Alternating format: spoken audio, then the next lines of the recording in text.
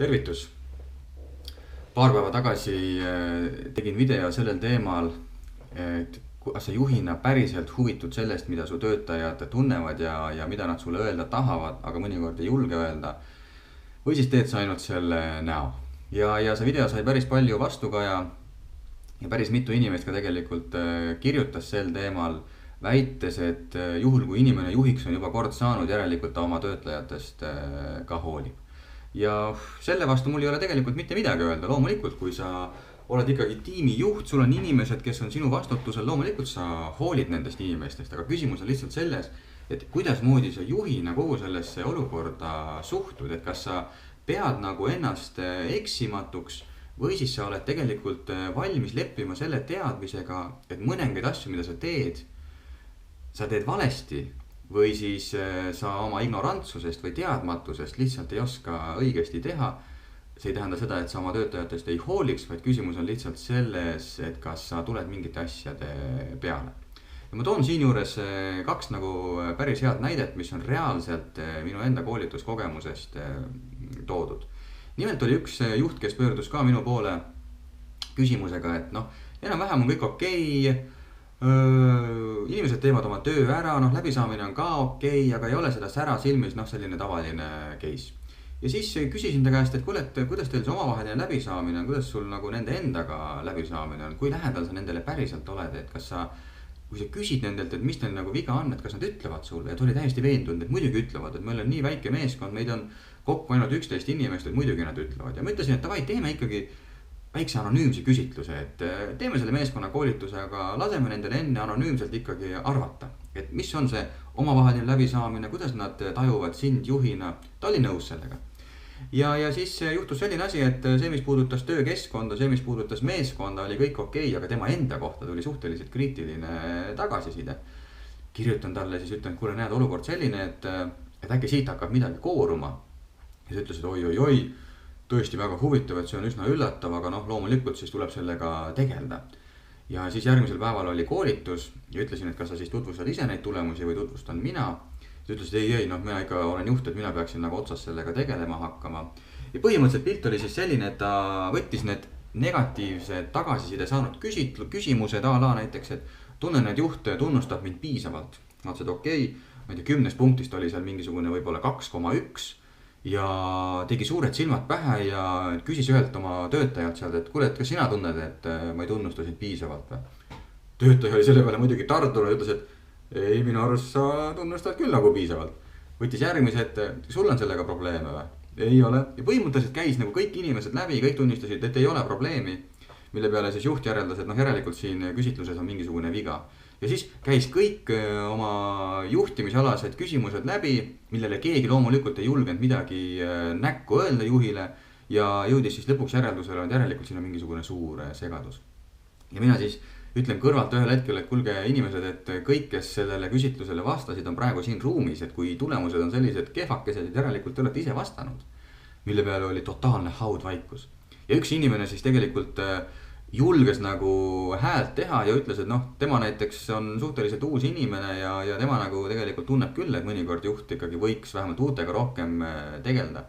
Mille peale juht vaatas talle selliste suhteliselt nagu vihaste silmadega otsa ja küsis kelleltki kolmandalt siis, et sa arvad ka niimoodi, et ma ei ole uute töötajatega piisavalt hooliv, mille peale see ütles, et ei, minu arust on kõik ikka okei. Kui mina tulin tööle, oli kõik okei.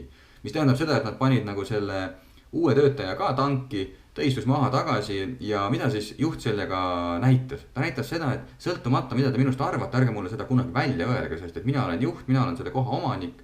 Ja see, et mina eksin, see on normaalne, ehk siis mängime mängu, et mul ei ole midagi viga, mängime mängu, et teil ei ole mitte midagi viga ja keskendume tööle.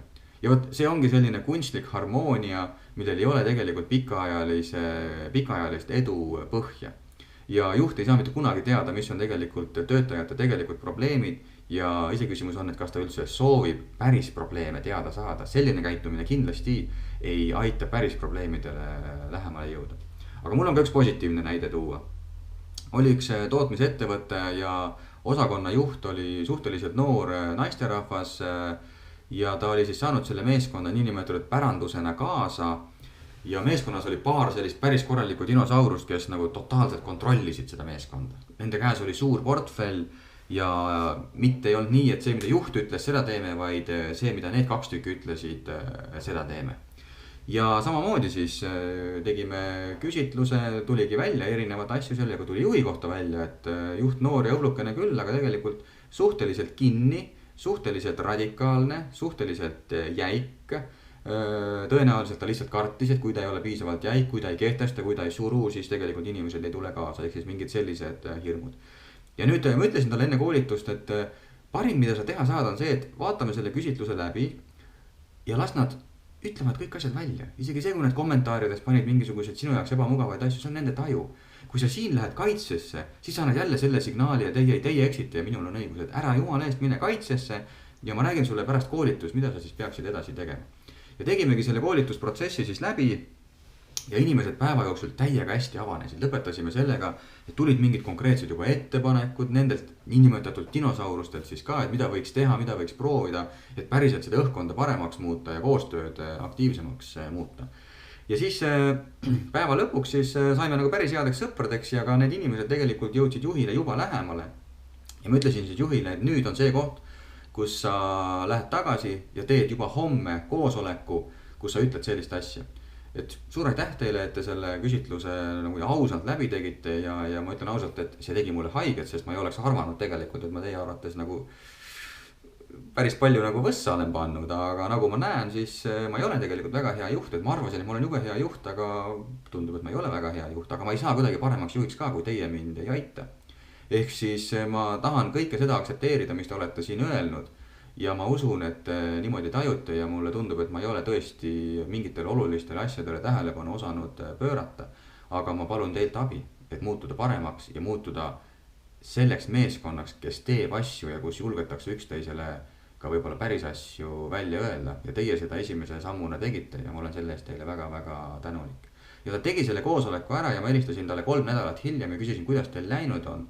Ja ta ütles, et täiesti uskumatu.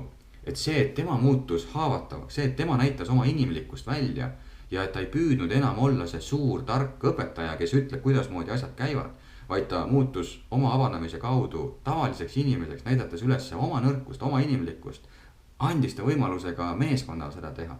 Ka need tugevad isiksused, kes seal olid, tulid talle vastu ja ütlesid, okei, kui sina lasid oma müürid ja kaitsed maha, et me teeme siis sama. Lõpuks me tõepoolest ju töötame ühes kohas ja peaksime töötama nagu ühiste eesmärkide nimel. Niisiis see eelmine video ei olnud nagu teoreetiline, vaid see oli tegelikult väga-väga praktiline ja ma julgustan sind valima strateegiat number 2. Kui sa tunned, et mingid asjad ei ole töö juures hästi, siis sul on vaja jõuda päris probleemideni. Nad ei ütle sulle kohe välja, et me ei ole rahul sellega, et sa seda ei tee või et sa sellele piisavalt tähelepanu ei pööra või sa ei tegele nende oluliste teemadega, mis meie jaoks on tähtsad. Nad ei ütle sulle seda välja, kui nad näevad, et sa tegelikult ise mängid juhti. Siis hakkavad nemad mängima töötajaid ja siis te kõik koos mängite, teeme tööd. Kui sa aga tahad jõuda selleni, et nad oleksid osavõtlikud, mõtleksid kaasa ja annaksid sulle päris infot, mis neil ühelt poolt hingel on ja mida nende arvates võiks paremaks osakonnas muuta, siis sina juhina pead astuma selle esimese sammu. Aitäh sulle vaatamast ja järgmise korrani.